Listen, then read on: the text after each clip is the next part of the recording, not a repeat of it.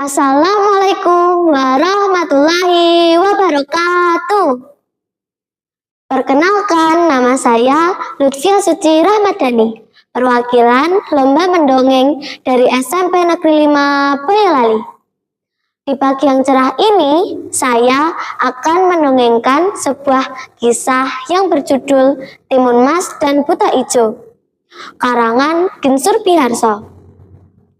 Pada zaman dahulu, ada seorang wanita tua yang tinggal sendirian di dekat hutan. Ia bernama Mbok Darmi. Mbok Darmi memiliki harapan, yaitu dikaruniai seorang anak. Namun, sayangnya Mbok Darmi baru saja kehilangan suaminya. Suatu ketika, Mbok Darmi pergi ke hutan untuk mencari kayu bakar. Tiba-tiba terdengar suara langkah kaki yang sangat keras.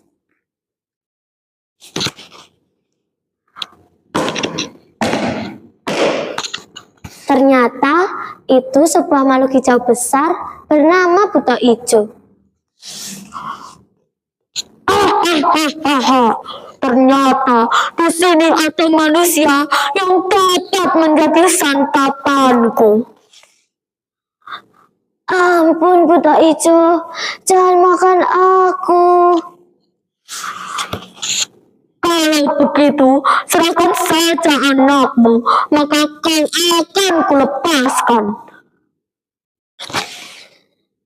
Yang benar saja, aku bahkan tidak memiliki seorang anak. Kalau begitu, tanam saja benih ini. Dalam waktu 2 minggu akan tumbuh sebuah timun besar. Petik dan bukalah dengan hati-hati. Di dalamnya akan ada seorang anak.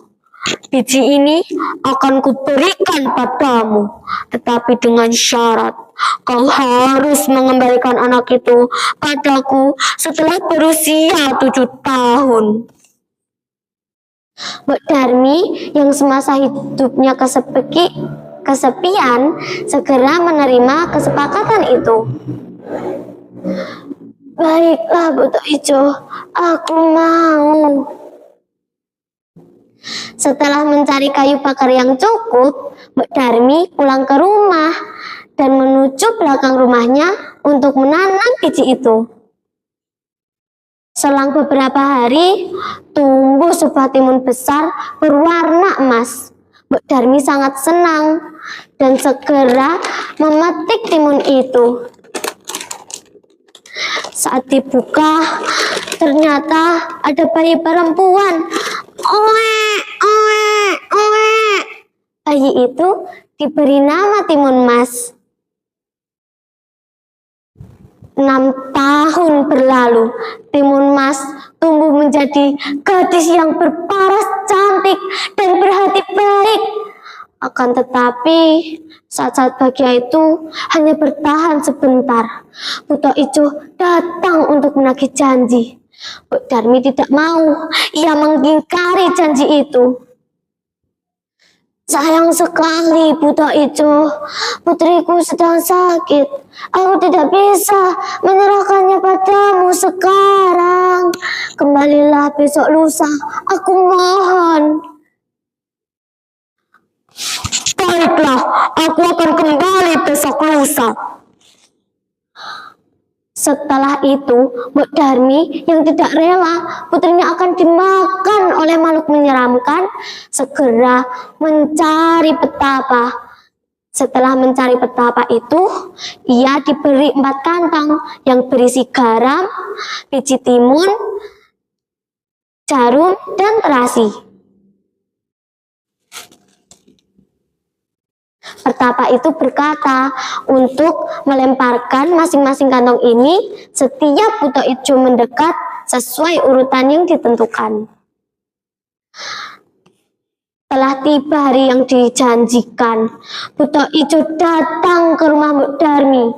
Ia memanggil nama Timun Mas, akan tetapi tidak ada jawaban sama sekali. Timun Mas, kemana kau? Ternyata Timun Mas sudah kabur melalui pintu belakang rumahnya. Buto Ijo pun marah dan bergegas berlari menghampiri Timun Mas. Timun Mas panik, bingung harus bagaimana. Lalu ia teringat 4 kantong yang sudah diberikan ibunya. Saat Buto Ijo mendekat, Timun Mas melemparkan kantong pertama yang berisi jarum. Tiba-tiba muncul bambu yang sangat lebat dan panjang. Tubuh Buto Ijo terhimpit. Lalu Buto Ijo menghancurkan bambu itu dengan sangat mudah.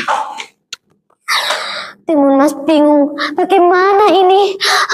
Bagaimana ini? Lalu ia berlari. Tiba-tiba Buto Ijo mendekat. Ia melempar kantong kedua yang berisi benih timun. Lalu tubuh Buto Ijo terlilit akar yang sangat panjang. Buto Ijo pun bingung. Dia lepaskan akar itu dengan sangat mudah. Timun Mas yang panik, ia berlari ke arah sungai. Lalu saat sudah menyeberangi sungai, ia beristirahat sebentar. Lalu Buto Ijo yang datang segera berenang di sungai. Timun Mas panik, ia melemparkan kantong ketiga. Arus sungai menjadi sangat deras. Buto Ijo terbawa arus. Lalu Timun Mas berlari menuju gunung. Dia berpikir bahwa Buto Ijo sudah meninggal terbawa arus. Ternyata Buto Ijo dapat melawan arus itu dengan mudah. Timun Mas yang sudah sampai di gunung mendengar suara langkah kaki Buto Ijo. Timun Mas, aku akan memakanmu. Timun Mas bingung. Ia berharap kantung terakhir ini dapat menyelamatkannya. Ia segera melempar kantong itu. Tiba-tiba keluar lumpur yang sangat banyak dan panas. Tubuh Buto Ijo pun terbawa lumpur itu. Pluk, pluk, pluk, pluk, pluk, pluk. Apa ini? Panas sekali. Tubuh Buto Ijo pun mulai menghilang, terhisap oleh lumpur. Timun Mas yang sudah merasa lega pun pulang ke rumah Mbok Darmi. Ibu, aku pulang. Lalu Mbok Darmi pun memeluk tubuh Timun Mas. Timun Mas anakku, syukurlah kau selamat nak. Setelah itu Timun Mas dan Mbok Darmi melanjutkan kehidupan dengan bahagia dan damai. Sekian cerita dari saya. Wassalamualaikum warahmatullahi wabarakatuh.